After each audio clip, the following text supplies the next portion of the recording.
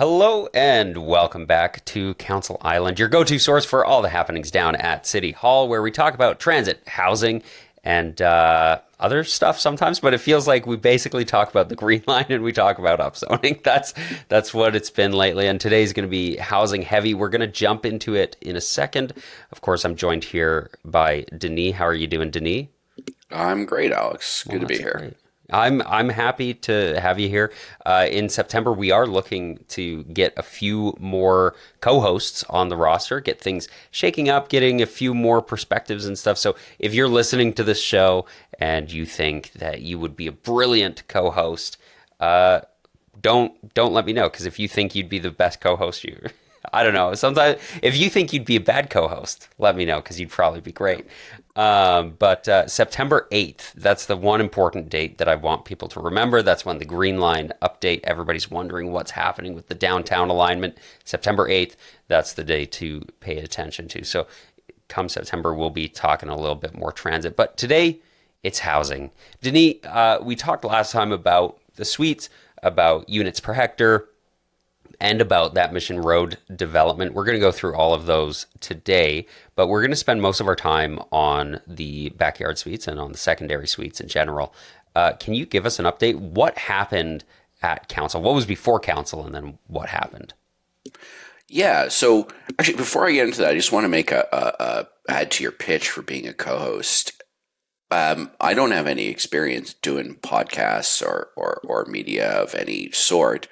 I just follow council and follow housing policy fairly closely and work professionally in policy. So I have some experience professionally and politically to give me some stuff to say on the show and stuff to illuminate a couple local issues. Housing and Green Line are big and important things, but they're not the only things that happen at council. So Yeah. just like we see with our friend Biz over at Unsprawling, there's a lot of folks out there who know something about a specific thing in the city that they can spend 20 or 30 minutes speaking to in a way that's interesting. And this podcast and that Unsprawling channel are platforms for that perspective to get out there to a few more people.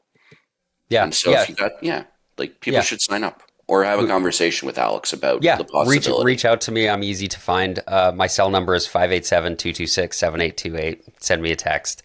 Uh, and yeah, let me know, or send me an email, alexwilliamsyyc@gmail.com, and we can talk about it, because I do think it's important to get some more perspectives in here. It can't just be me and Denis all the time. Plus, it would be nice to share a little bit of the conversational workload. As much as Denis and I both love hearing ourselves speak, Oh, absolutely. it would be nice to hear other people speak sometimes too. Uh, Yeah. yeah, but all right, ready to jump into suites? Yeah, absolutely. Take Let's us go. away. So on July 21st, and for the remainder of the week, we had a hearing with a whole bunch of issues. There were exemptions for RCG, a couple dozen developments, etc. But the important thing, in my view, the most important item on the agenda was a change to the way backyard suites and basement suites were handled. So when we rezoned the whole city to RCG, the rules for suites on everybody's property turned to the RCG rules, right? If you're living in a single detached bungalow, your lot is now zoned RCG. So if you want to do a suite, it's the RCG rule. When we moved back to RC1 and RC2, which takes effect yesterday, actually, August 4th, now the suite rules changed back. And I don't think that council thought carefully about this when they were making the change, but effectively what they did is upzoning, repealing blanket upzoning, made suites much more difficult to build throughout the city. Importantly, what it did is it moved basement suites to a discretionary use in a bunch of cases. And what that basically means is you need to do a bunch of extra paperwork to get your suite approved, and it can be appealed. A permitted use suite means that if you fulfill all the regulatory requirements, it just gets approved. So the goal of this amendment that was brought to council was to make it so that basement suites and backyard suites would be permitted use. So if you fulfill the regulatory requirements, they just go. And then that would be the case in all low density residential zones. So all 11 of the new or of the old new RC1, RC1A, all this sort of stuff. Council's decision was that basement suites would become permitted throughout the entire city. So that's a good thing.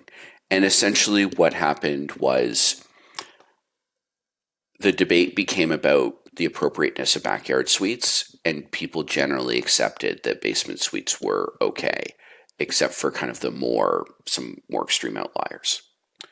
And so that didn't get talked about much.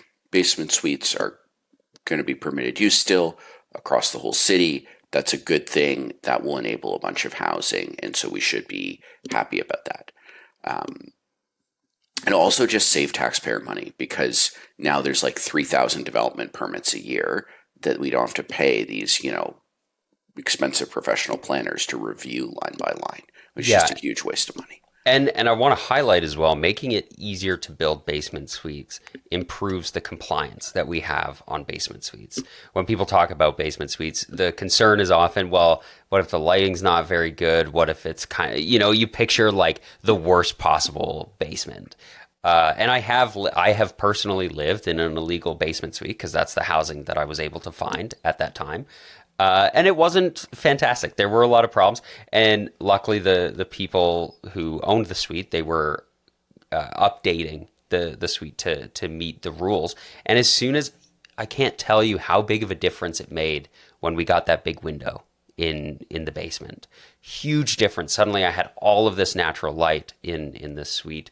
And I think making it easier for people to meet those rules and not have to jump through as many regulatory hoops and as much red tape can make a significant difference to actually having basement suites that are kind of nice, that are actually like a nice place to live. And so I think that's a critical component. And so kudos to council for approving this as a permitted use across the city.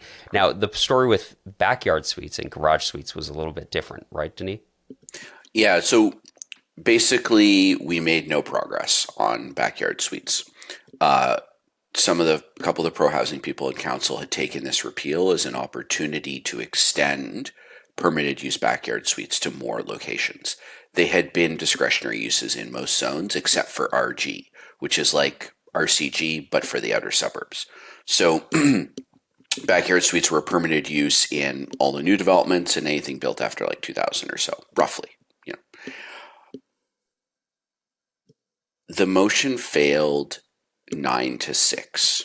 So it's a little bit of a confusing vote, because what happened was they had a motion to make everything permitted use, and then they split the motion, approved the basement suites part, and then argued over how much of the backyard suites were going to remain or change or whatever. And so the final motion to say like yes to backyard suites was, a bunch of people agreed with it. But the important vote is actually the amending vote, which said no, backyard suites won't be a permitted use. We're going to take out the recommendation to make backyard suites a permitted use in RC1, 2, and RCG and R1, R2. So basically the entire inner city. No longer the entire kind of inner city donut communities, no longer. So that vote was 9-6, and the people voted in favor of that were the people who wanted to reduce backyard suites. And the usual 6 suspects have made the anti-housing vote. I think people who follow the show will sort of be familiar with who they are. And the usual 4 or 5 suspects made the pro-housing vote to in favor of backyard suites. One of the 6 that was interesting was John Pantazopoulos. So he's the councillor for Ward 6, and he voted to make everything permitted. He voted with the 6. It looks like John ran on a very anti-housing platform, but it looks like John has been paying a little bit of attention and has been, he was one of the many people who said, we do need to build more housing, but not this way. And many of those people were lying.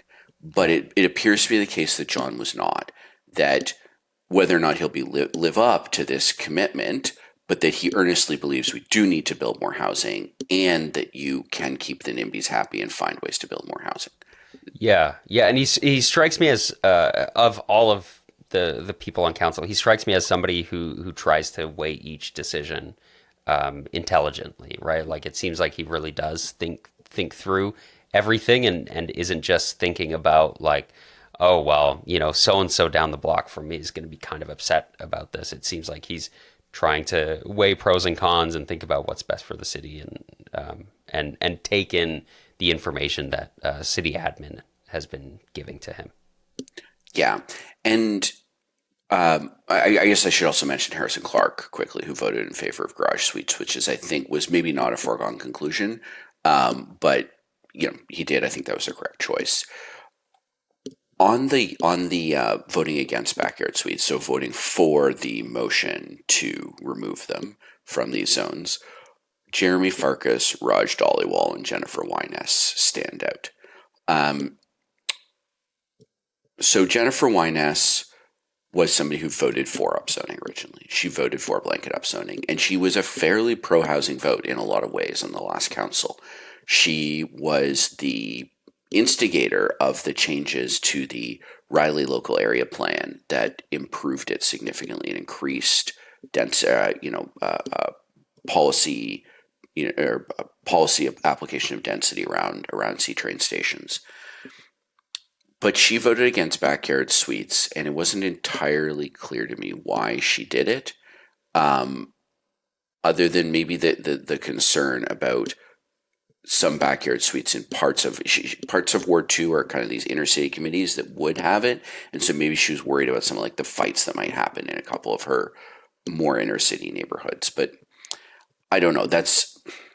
Maybe that's just something that's disappointing coming from her, and I don't quite understand. The more significant ones were the mayor. Jeremy Farkas voted against suites, and Raj Dhaliwal voted against permitted use suites. And Farkas explicitly said that he was making the vote against suites because of concerns he'd heard from Dhaliwal. Now, I don't know how truthful that was and how much it was him attempting to use Dhaliwal as political cover, because many of his supporters are members of places, groups like Calgarians for Thoughtful Growth, who are vehemently opposed to suites. You just think, they're anti-housing. But let's take him at his word that, okay, that's what he was doing. He was voting, because he heard Dhaliwal's concerns, and Dhaliwal persuaded him. So what are Dhaliwal's concerns? And once again, like with Wyness, I in some ways I'm a little bit perplexed, but it seems to be the case. Yeah, it's particularly confusing with these two because they voted in favor of the original upzoning of the city. They voted in favor of RCG in the first place, and now they're voting against backyard suites, at least, not entirely, but at least, making them discretionary as opposed to permitted, which is a little bit strange because it is such a light density. Most of these are approved anyways. It feels like kind of an easy win for reducing red tape, making housing easier to build, and we'll get into some of the other reasons, like accessibility. We'll get into that a little bit later, but please continue on your kind of analysis and thoughts about Dhaliwal's vote. Yeah, and so what Dhaliwal has said publicly, and from what I hear also says privately, is he has a ton of concerns about regulatory noncompliance around suites, which is a much larger problem in his ward, where there are just more kind of illegal suites running around. This is not making stuff permitted use and making it easier to get into the regulatory compliance is actually the best way to deal with illegal suites. It reduces the barrier for homeowners. We're not talking about developers here. Developers will tend to be regulatorily compliant. It's the mom and pop shops, the homeowners, who the regulation is too complicated and confusing for, or they don't even realize it exists, who end up being the outliers and having unsafe or problematic suites. So I just don't understand why Dhaliwal seems to think that opposing permitted use would help with the problems he's talked about. And that's, I think, something that hopefully people can talk to him and bring him around on. and maybe that brings the mayor around too, and have like a slightly different perspective on suites going forward. But that's where I think we are politically, where John Panizopoulos and Harrison Clark, who were slightly less supportive votes on housing in some ways, have now started to come around, or come around in small ways, willing to make compromises on certain issues. And Dhaliwal and Wyness, who were previously more on board with housing, have kind of moved away from that position. And then the mayor he's trying to straddle both sides, and he ended up, maybe for a combination of political reasons or listening to Dhaliwal, on the wrong side of this one. But I think the mayor's, in some ways, the most critical one, because he's the one who made the repeal and replace commitment. And he's the one who's responsible for hunting for these big pools of federal money that require us to have much more upzoning. And at some point, when you're foregoing tens or hundreds of millions of dollars in federal infrastructure funding because you refuse to build any housing, you refuse to enable any housing anywhere in the city, that's going to, he's going to have to pass a big property tax increase. And at some point, he's going to have to wear it. I don't think it's going to come soon, but I think, eventually it'll come around. And that's the spot where I think people can say to him, look, like you have to do something here. What is it going to be? You keep saying no to more housing. When are you going to say yes? Yeah, you mentioned property tax increases. We do have another 4-year budget cycle coming up. So the discussions around the budget in November are going to be significant, like incredibly important. This is going to be the budget that we're operating with for the next 4 years, right? It's painting a pretty critical picture, and all signs point to Jeremy Farkas being our mayor for longer than a single term, right? I think that's a pretty safe assumption to make. It's early, but insofar as you can make that assumption early, at this point, I think it's a very safe assumption. Anything can happen. Anything can happen. But chances are he's going to be a multi-term mayor, which means if anything that he puts off now is going to significantly impact him down the road and the decisions that he has to make down the road. We've had council after council unwilling to increase property taxes and increase density the amount that they need to in order to actually cover our infrastructure costs. And so this is something that this council, I think, is even less willing to do.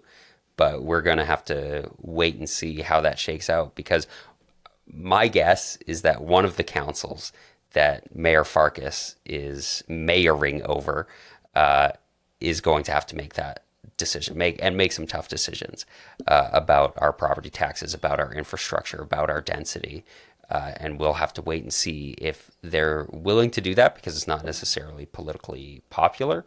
And of course, your incentives as a city councilor, as a mayor, are to get reelected, not to make the city a better place, right? So important to remember those considerations when we're thinking about what kind of things are coming down the pipeline here. One thing that I want to talk about before we move on from the suites, though, is the accessibility aspect. I want to mention the article that Stephanie Shapur wrote in the Herald. It's called "City Council is Making the Housing Crisis Worse for People with Disabilities." And she talks about how how keeping backyard suites as discretionary is part of that problem. Denis, what is the argument here? And I don't know where do we go from here if City Council is making things worse actively for people with disabilities? Yeah, this is an extremely tough one. And I'll say, so I've talked about this so far, the suites as like a housing supply issue. But backyard suites are actually a very minor part of the housing supply picture. They're maybe a bit of a part of the housing supply picture out in the new developments in RG, where you can make a ton of backyard suites kind of like in a pre-planned thing and get those economies of scale. A backyard suite in the inner city is in most cases not an economically viable project. We're not seeing a lot of them get built every year. It's like a few hundred, I think. Why are people building them then? And the answer is, as far as we can tell, and the research is, the no, they don't take a form on the development permit saying like, why on earth are you spending all this money on this thing that doesn't make sense, right? So nobody sort of tracks this, but some researchers have tried to track this, including Ashley Salvador, who's now a member of Edmonton City Council. In her master's thesis, she collected data on who was living in and who was building and why they were building them, backyard suites in Edmonton, over a couple hundred cases. And what seems to be the case from Edmonton and other jurisdictions where people have done this research is disproportionately people are building backyard suites to house a family member or relative or friend, or with the intention of at a later date housing a family member, relative or friend. So in any or given themselves time, as they age. yeah, or themselves. Yeah. Yeah. Where they, basically somebody moves into the backyard suite and the kids, their adult children with and their grandchildren move into the house. Yeah. And so at any given time, about half of them are occupied by like a close friend or relative who's getting like often a significant rent discount. And then about half of them are occupied in the market. But you can, if you want to think about like, why are these getting built? It's probably the case that 80 or 90% of them are not being built for commercial reasons, even if sometimes they're going onto the commercial market because, they're up for 30 years and the relative only lives in them for 10 or something. So essentially what this is the way I think about backyard suites is backyard suites are a form of privately provided subsidized housing.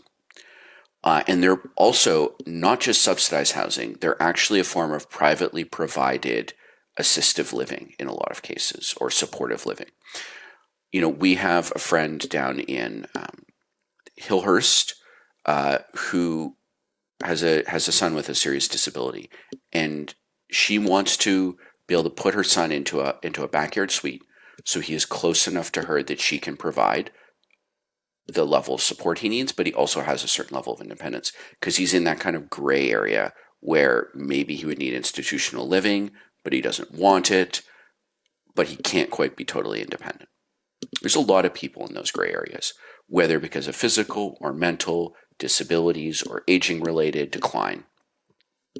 And so these people are extraordinarily expensive for us as the taxpayer to provide for in these huge, institutional settings, an assisted care facility, that sort of thing. It's a lot of money, in labor and capital costs. We also don't have as good outcomes in those facilities as we do when people are able to age in a more or be supported in a more family, like close to family, more independent environment.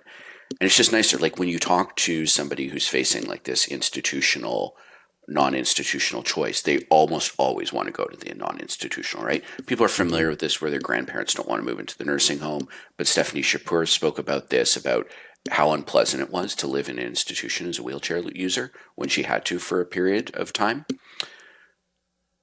Why are we not enabling mostly wealthy people in the inner city to essentially pay extra taxes, right, to privately provide what is otherwise a subsidized, service to their friends and family members when they choose to? And why don't they have the right to use their own money and land and property to care for a family member, right? The obligation to family, to parents, to children, is a very morally serious obligation in our society, right? Everybody understands that if I'm doing something because my aging mother needs it, that decision has a different moral status and different assessment criteria than if I'm making a decision because I feel like it, or that's what's the most fun for me, or whatever, or because I'm going to make some money doing it. We all respect, and we respect in our private lives. It's like, oh, you were late for your appointment because your mother got sick. Great. You were late for your appointment because you were enjoying your video game too much. Well, get lost. What are you doing? We know from the clear documentary record of all of these hearings that neighbors do not provide that sort of, not all neighbors, but some neighbors do not provide that sort of leeway to people building backyard suites for their disabled. They just don't. Yeah. Some malcontent will drag it to SDAB because they don't like the look of it, or blah, blah, blah, blah, blah. And I just think that's morally wrong. I think it's that's a morally terrible outcome when your regulatory process allows people to interfere with the property rights and the kind of discharge of those family obligations. And it's also stupid because these people are basically paying extra money in taxes. They're taking burden off of the public health system and the public assisted living system. So I think we should let backyard suites happen for that kind of private moral reason, not actually for like a housing and economic reason, because I don't think. And I think, it helps the kind of broader housing supply issue in a huge way. It'll help a bit, but it won't in a huge way. Stephanie points out that, look, if you have one set of rules for basement suites and a different set of rules for backyard suites, and a basement suite is basically impossible to make properly accessible.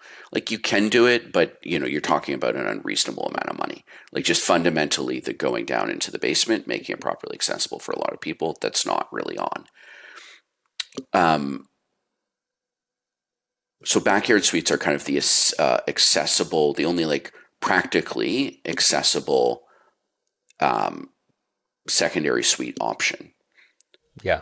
If you have these different legal tracks, that starts to look like discrimination. That starts to look like an unequal legal environment. Now, personally, disclaimer, I'm not a lawyer, but I doubt she will make that much headway because governments have a lot of ways to protect themselves from these sort of discrimination suits. And it's like a multiple step process. It's not a form of like really direct discrimination, but there isn't zero legal risk there. And just morally, she has a good point. Yeah, and I think it's important to talk about and think about, and I appreciate you going so in depth with it. Before we move on to the next thing, I just want to say, you know what, we could also just upzone the entire city to HGO, because HGO also allows for better accessibility options. So there's always that. If you don't want to do backyard suites, maybe we could do HGO permitted across the city. But alas. Let's talk about Mission Road. This was one that we were discussing, one that we were hoping people might show up to speak in favor of. What wound up happening with it? So it got pushed. So Mission Road is a development of, I think, 61 units at 108 Mission Road. It's a former NMAX site, and it's from a group called Onward Homes, which is a provider of affordable housing. So government funded, probably a little bit of private charitable money, but mostly government funded provider of affordable housing. So this is an organization. They're a nonprofit organization, but they're essentially like part of what we would call the broader public sector. They're government workers that don't work directly for the government. They're executing on government policy with our tax money. And that policy is that some people who need some support because they're poor or they can't work or they're have a health issue or whatever it is should have a roof over their heads. And sometimes the best way to do that is to build it and let them live in it. That's what their job is, to build that housing and let people live in it, and they do it with our tax money. They were given a plot of land to build a development, and that development is now under dispute from the neighbors. They don't like parking issues, height, blah, blah, blah. You can go into all the details.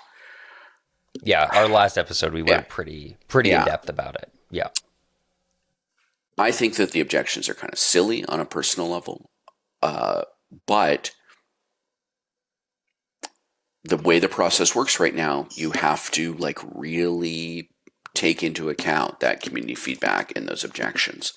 And so they got punted because they needed more time to do a parking study and a traffic study. And so basically what's happening here is that it's a very wealthy area. They lawyered up.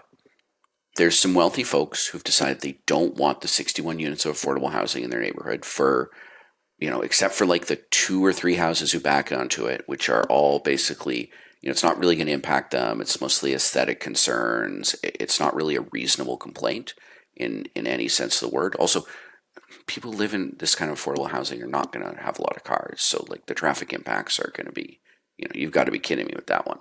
But also notably, one of the traffic impacts that the neighbors are concerned about is that they use this private property as a turnaround, as a private cul-de-sac turnaround. And so that's one of the things that they're not liking. Imagine your neighbors die and it takes a little while before things get going and you've been using their garage and then somebody buys the property and says, I'm going to do something different with it. By the way, you can't use this garage anymore.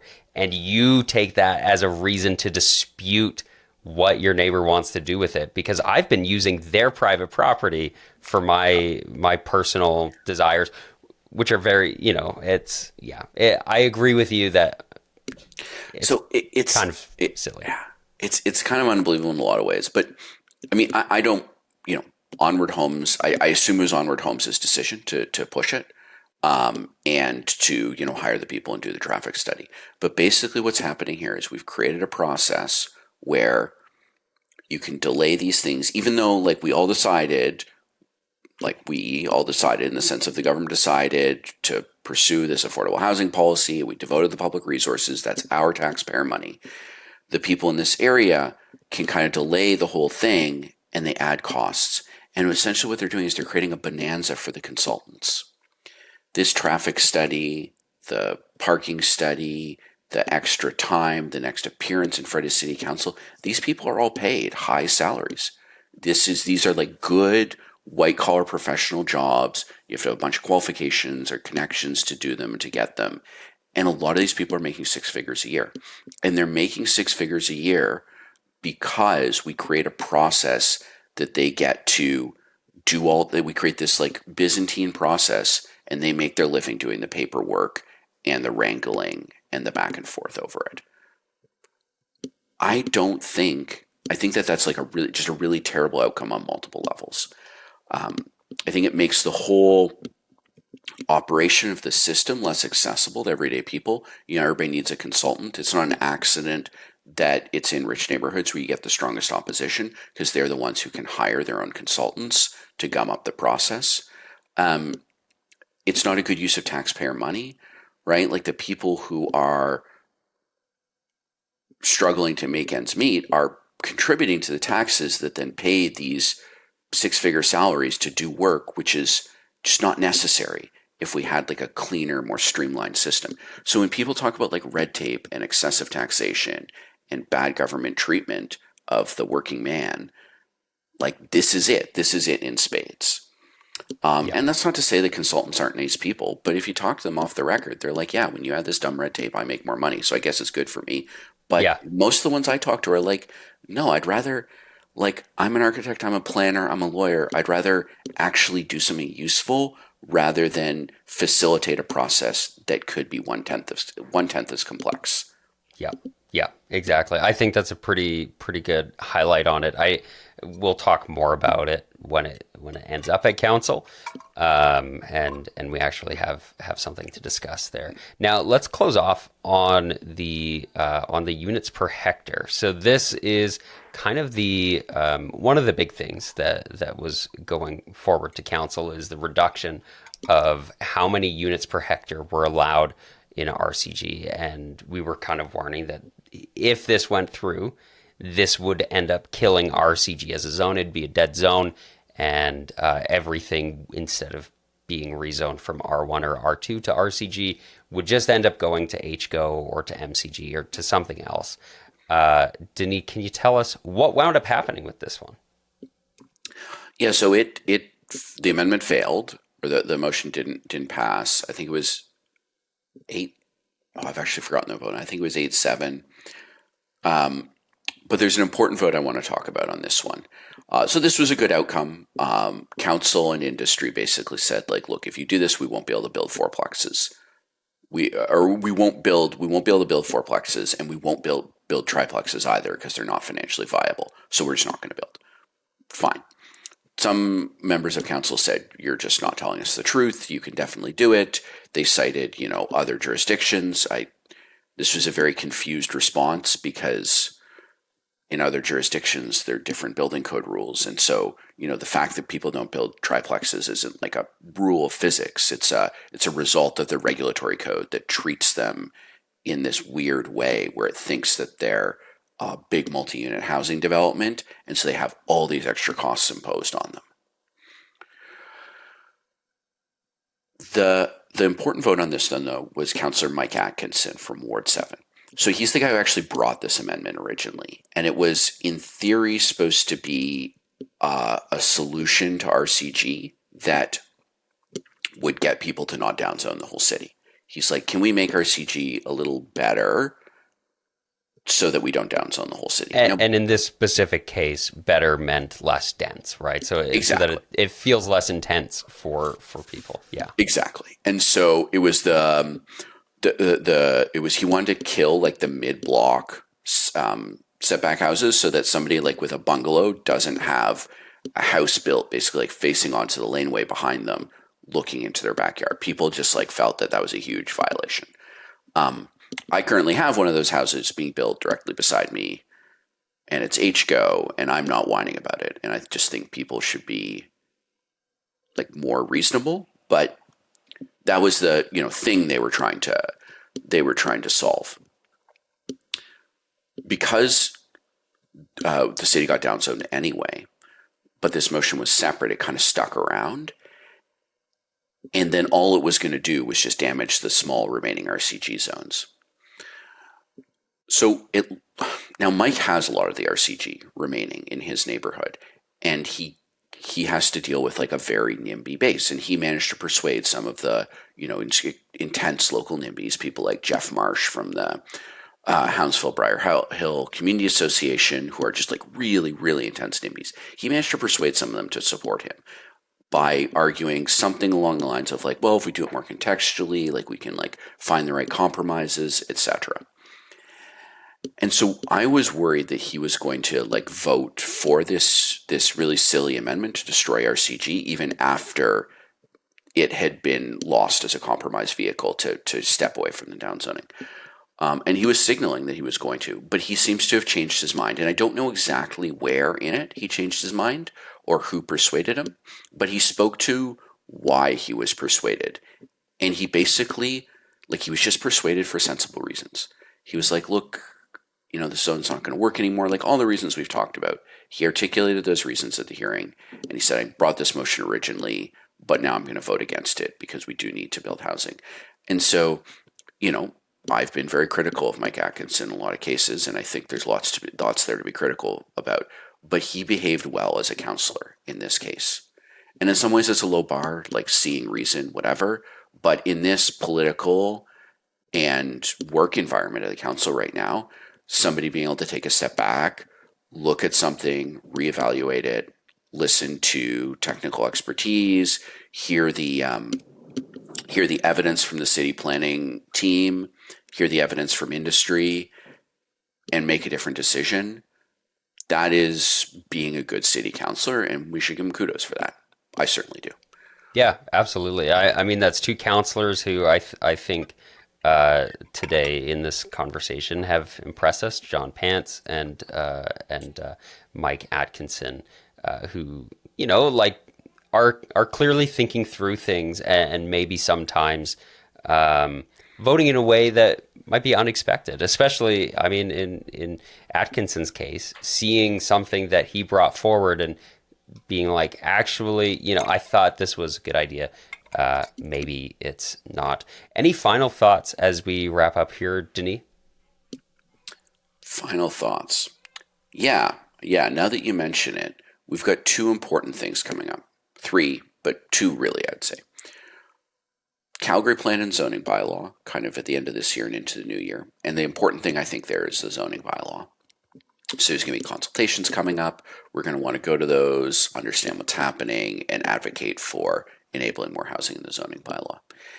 And in the short term, or the shorter term, budget happens this fall. And that's huge. And that is the moment when the bad decisions that have been made on municipal finances and on housing density are going to start coming home to roost. This is going to be a really ugly budget. The tax increase, I mean, I don't have access to the private stuff, but I've seen suggestions that in order to accomplish some of the stuff they've been talking about, they would need like a 15% property tax increase. They just can't bring one of those. Like that's not something they're politically able to do. But that means that a bunch of things that we know need to happen are not going to happen, and there's still going to be a big tax increase of several percentage points. It's going to be a really ugly budget cycle. And just talking about a few of the things that needs to happen, there's a consensus now that we need to hire more police officers. It's probably going to be controversial, especially in some of the circles who listen to this podcast. But I'll tell you the good argument for a piece of it is that the police chief says that she doesn't have enough detectives to investigate the serious crimes that are happening. And, when she went through the list, it was like a dozen people to properly investigate all the sexual assaults, another dozen to properly investigate all the robberies, another. So, and detectives are probably $150,000, $200,000 a year in total, in fully loaded costs, maybe $250,000 once you add all like the pension obligations. It's expensive. It's a lot, right? So 10 detectives adds up quickly. The next thing is infrastructure. We have huge infrastructure deficits. Water is only the start of it. Roads and other pieces are there as well. And if we don't get those under control, the longer term consequences are going to be even worse. And so I don't know where they're going to find the money, where they're going to cut, but it's going to be a really, really challenging budget season for this council. And there's also going to be risks to some programs that people care really passionately about because they're going to be looking for money. Yep. And so you can make sure that you're staying tuned to Council Island to hear all about that. We've got some exciting updates we're hoping to roll out in the fall that'll make the show a little bit more engaging, a little bit more interesting. That includes bringing on more co-hosts to help us chat about all these things, bring broader perspectives, et cetera, as well as hopefully doing some live shows. We're working on figuring out all the technical things needed for that, and then people can chime in with their thoughts as we discuss the weekly goings on down at City Hall, which is all of our favorite thing to do. I look forward to the day when I don't have to do this. So thanks for tuning in, folks. Thanks for joining us and sharing your thoughts. Again, if you would like to be a co-host, or if you think you have some interesting perspectives to share, please shoot me a text, send me an email, and get in touch however you want to get in touch. But yeah, thanks for joining me again, Denis, and enjoy the rest of your summer. You as well. And just to build on the last thing we said, all those things I mentioned in the budget are not things, aside from some of the water infrastructure, they're not things that I have a ton of expertise on. So if you're somebody who's concerned about cutbacks and some of, maybe on the street team or some part of the mental health strategy, or you're concerned about underspending on transit or one of these things, as we come into budget season, think about how what's being said at council, how that impacts your area, of work or expertise, and reach out to Alex, because there's an opportunity to improve the conversation here and maybe slightly improve the outcome in the budget process by extension. Perfect. Yeah, that would be great. I think we're going to have some interesting conversation as budget comes up. And of course, the Green Line, September 8th, and a whole ton more of housing stuff, I'm sure. All right, well, that's it. I guess we'll see you in the fall.